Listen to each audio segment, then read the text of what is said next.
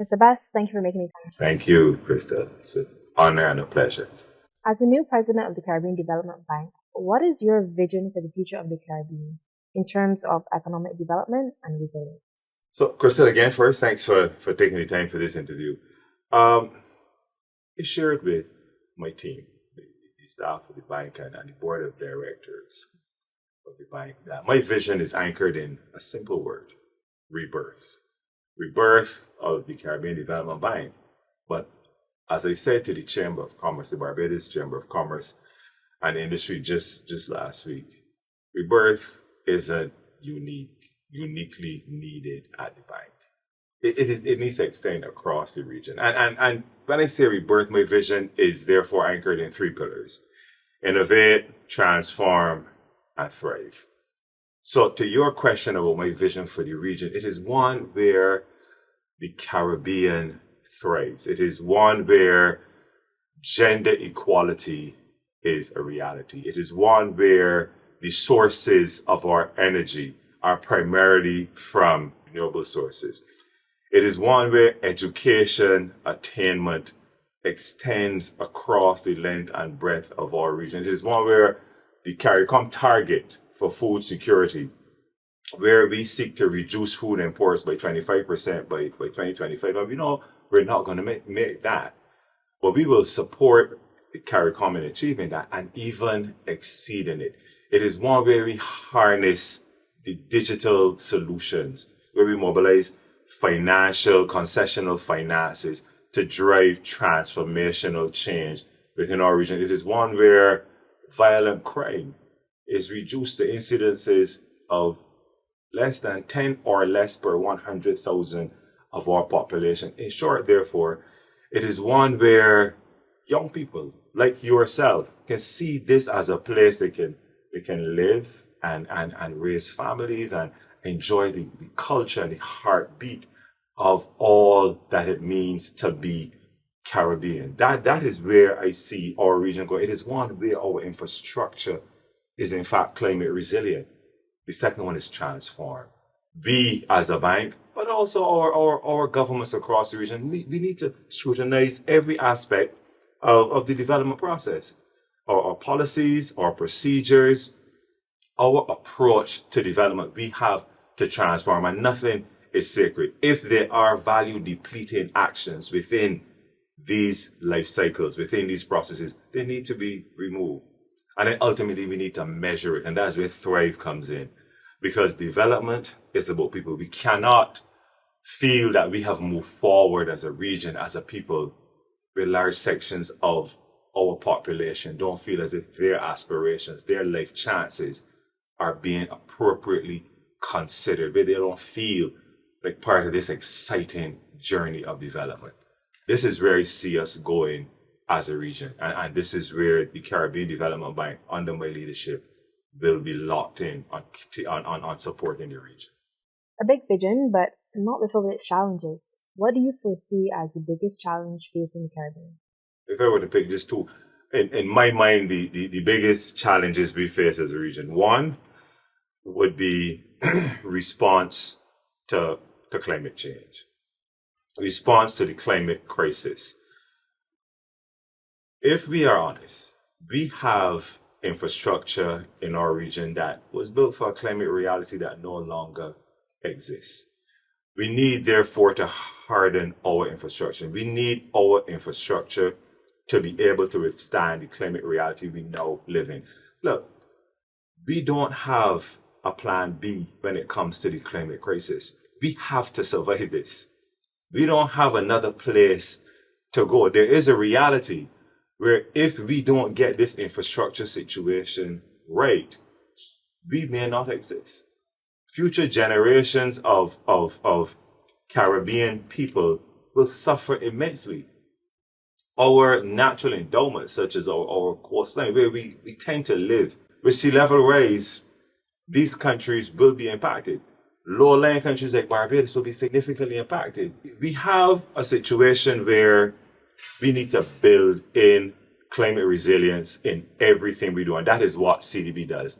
Every project funded by the Caribbean Development Bank goes through a climate risk and vulnerability assessment. The next challenge in my opinion, is education. Um, I don't need to quote these statistics from the last outturn of the CXC outturn.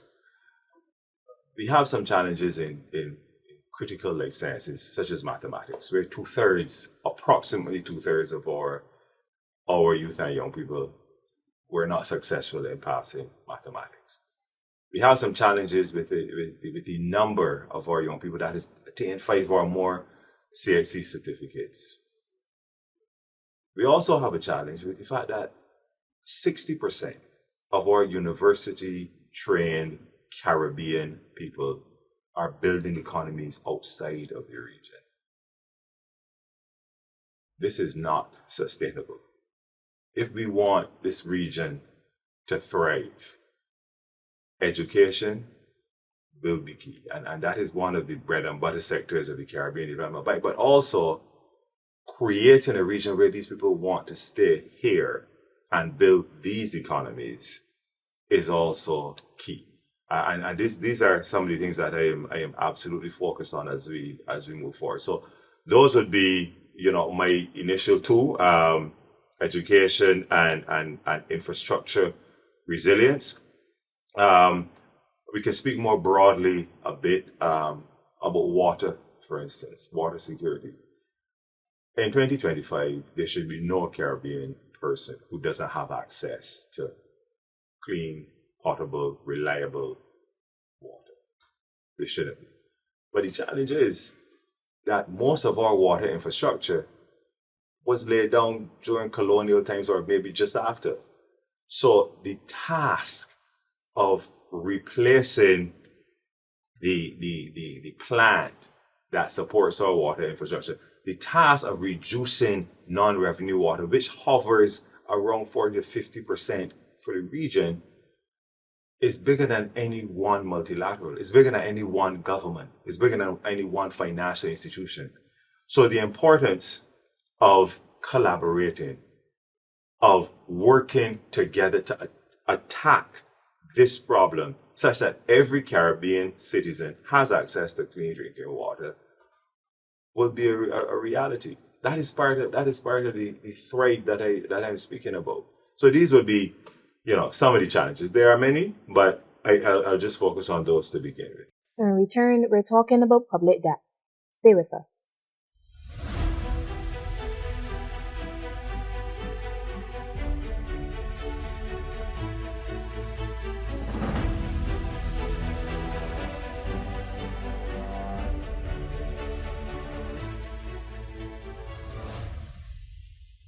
And Sebastian, you mentioned a number of challenges, but it's difficult to ignore public debt. Many Caribbean nations have high levels of public debt. How does the CBD support member states in managing their debt while also promoting growth and development? Excellent. In our charter, we speak to the mission of the bank being a catalyst for resources, for concessional resources into the region. Look, we cannot divorce or decouple the criticality of transformational projects and programs from the development of the region. So how are we doing this? Well, at the bank, we are supporting our countries with transformational projects, but through the use of concessional resources. So, for instance, we utilize our special development fund, which is tremendously concessional, to do capital projects, but also we use our convening power as the sole indigenous multilateral financing institution in the region to partner with bilateral donors, but also to partner with other multilaterals. I'll give you a few examples. You would know about the UK, United Kingdom Caribbean Infrastructure Partnership Fund, where United Kingdom provided the region with 300 million initially and then another 30 million. So 330 million US dollars in financing, grant financing for transformational project. And under that, with those resources, blended with CDB resources, we're undertaking the Linden to Mabura Hills Road, for instance, in Guyana. transformational project that, when completed, and the government of Guyana will extend that road all the way to the border with Brazil. That will ultimately therefore be a transit corridor linking Brazil all the way to the Georgetown port, and therefore being able to access the Caribbean. Essentially, we're going to be creating a South American Silk Route, if you could imagine. The power in that to drive development in South America and the Caribbean is incredible. These were grant resources blended with CDB financing. We have the European Investment Bank Climate Action Line of Credit, which was a line that provided an interest rebate on the financing and opened up procurement to globally. So again, reduce cost of financing to countries while being able to do exactly what you asked, drive development. But it's not just the cost of capital. What we're doing at the bank also is coming up with innovative financing modalities. And one that I am particularly excited about is the geothermal project in St. Kitts and Nevis. Why am I excited about this project? Well, geothermal exploration comes with attendant risks. Commercial financiers aren't necessarily keen to jump in because the resource is below the earth. You can't see it. It's not like sunshine. So you have to do exploration first to prove the resource, and then move to the generation phase. Commercial banks don't necessarily want to get into that space. This is where we come in as CDB, where we come in as a multilateral. What we did was create something called a contingent recoverable grant. And what is that, Krystal? What it is we provide the financing for the exploration of the resource as a grant. And only when the resource is proven in Nevis and moves to the generation stage, where now the country will get revenue from their geothermal resources enough to even export, only when they move to that stage, that grant converts to a loan that they can then repay to the Caribbean Development. If the resource is not proven, it remains a grant. Does not add to the debt overhang of the country in any way.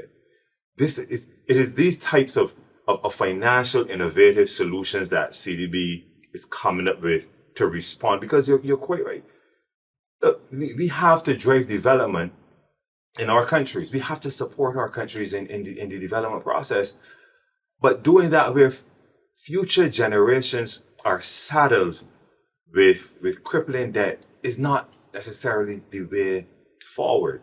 And so we work with our governments to see what we can do in to provide them with concessional finances to do exactly that. The other one, and we perhaps can get into this, is the role of the private sector in driving that development, such that it doesn't impact the government's finances. Beyond debt management, you've called for the diversification of the economy, describing it as not just a strategy, but a necessity for economic survival and long-term prosperity. With Caribbean economies, particularly Barbados, being service-based and heavily reliant on tourism, what sectors do you believe offer the most potential for diversification? Right. This is a great question. I'll tell you what, because there's a bit of a trap, right? I don't want to jump and start naming sectors. I will get into some. But let's go back a little bit. Why are we not diversified economically? Why do we have such narrow bands of product development? And the answer is quite simple. Because we are competitive in these particular areas, right? All 19 of our board member countries benefit from natural endowments. That is where the economic concentration happens, natural endowments. 16 of our board member countries, for 16 of them, is tourism. We live in the most beautiful part of the world. You can't recreate Pebbles, Granans, Negril in some other parts of the world. You can't. We have it here, and people want to come to see and experience that. The other 3 of our board member countries benefit from what? mineral extraction, natural commodities. Again, so we are competitive in the areas that we choose as our mainstays in all our economies. So now the question is, how do we diversify? Well, how do we become competitive in other spaces? And we become competitive in other spaces in three ways. Right? Competition is anchored in three ways: price, quality, and reliability. We need industries and sectors where the price is attractive to persons in other parts of the world. We need quality of products that people know that this is what they're getting when they buy it. Yeah. And it matches any international standards. Standards are key. And then reliability. I know if I buy it this week in the supermarket or wherever, it's going to be there again next week or the week after. So it doesn't. So when we come now to sectors and what sectors we need to move into, once we hit those three: price, quality, reliability, chips. Let's pick chips. And it doesn't matter if it's electronic chips or cassava chips. If we hit those three, we can conquer markets across the world. So, but if you are pushing me to select a sector, I would say, I spoke earlier about 60% of our Caribbean people being matriculated and living outside the region. We need to tap into sectors that harnesses their intellect. We are highly trained, highly skilled, very intelligent people. So why are we building economies outside the region? Because these people don't have opportunities within the region. The new Minister of Information, Science and Technology, right here in Barbados, Honorable Jonathan Reed, in his vision, spoke to making Barbados essentially a hub for the global south in innovation, digital business, and knowledge services. I could not agree with him more. This is a vision that the Caribbean Development Bank will absolutely support, not only because the first pillar in his vision is the first pillar in mine, which is innovate, but because we have a population that can build sectors in this space. So the ICT space, knowledge solution, innovative financial instruments are things that we can create within this region.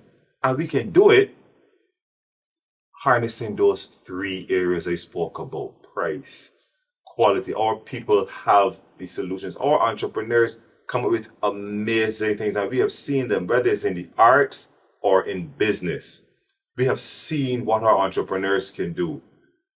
But to do that, they need the support. They need the ecosystem that will support them, whether it is in access to finance or regulatory frameworks, whether it is in standards or early stage capital.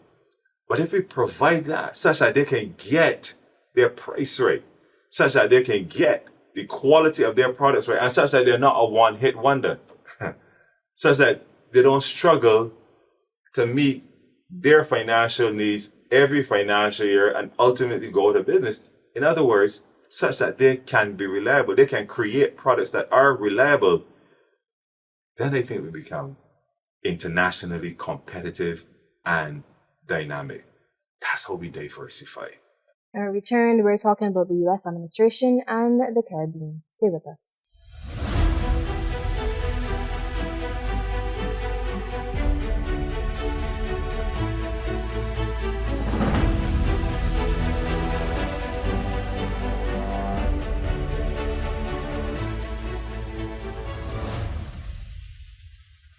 Mr. Bass, the U.S. just imposed significant tariffs on three of its main trading partners: Canada, China, and Mexico.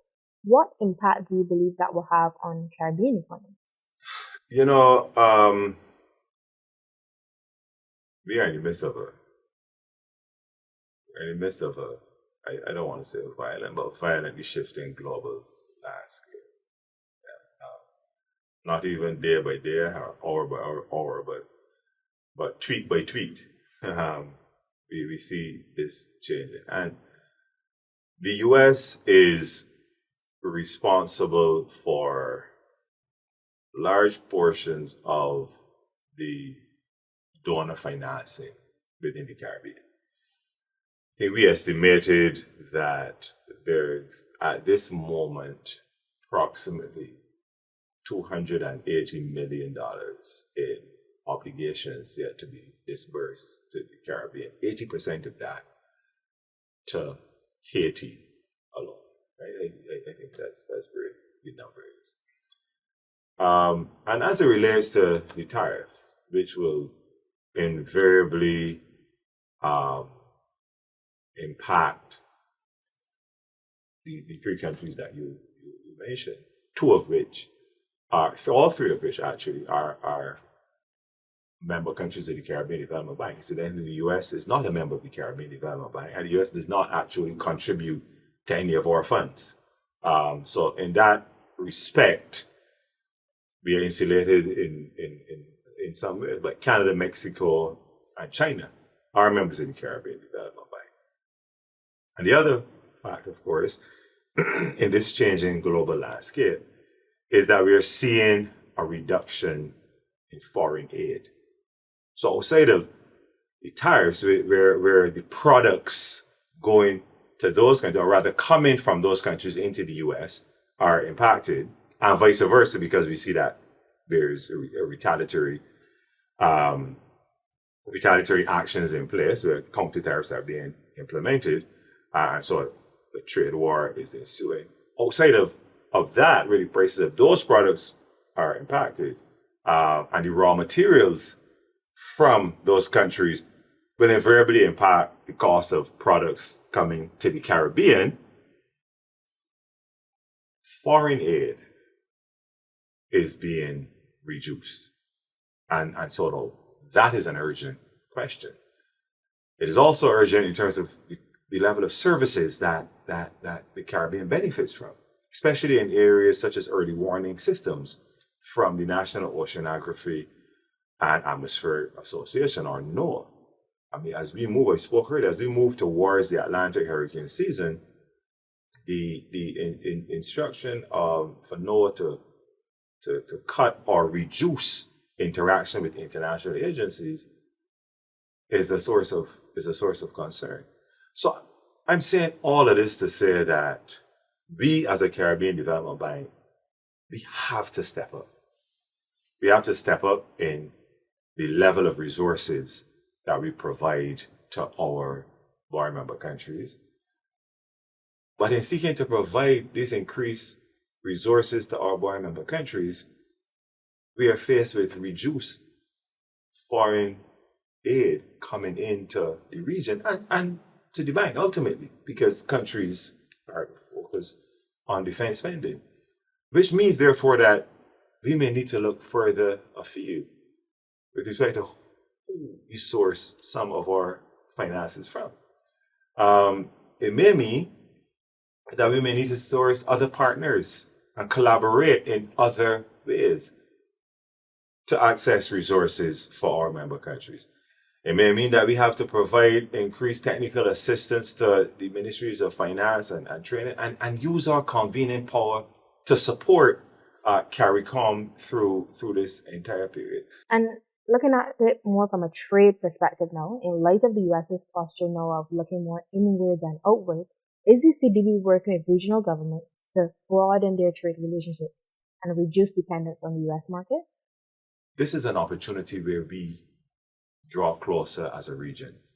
This is an opportunity where what we speak about with respect to food security and trade in food security and being able to feed our people irrespective of disruptions to global supply chains, because between Guyana, Suriname, and Belize, St. Vincent and the Grenadines, and other OECD countries, we can feed everyone in the Caribbean.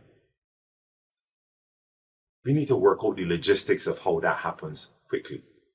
We need to work out removal of the technical and non-technical barriers quickly. We need to work out how we increase crop yield while addressing climate smart considerations within this system. So I'm saying that to say, as a bank, we intervene at every stage in this process. And there's an urgency to this particular moment that feels a little different. We exist for one reason, and one reason only. When we distill all of the fancy development speak, Caribbean Development Bank only exists for one reason: to serve the people of the Caribbean. There's no other reason why we are here. And in this moment, we will do exactly that. That's a perfect place to end. Mr. Bass, thank you for making this. Thank you so much. And thank you for joining us.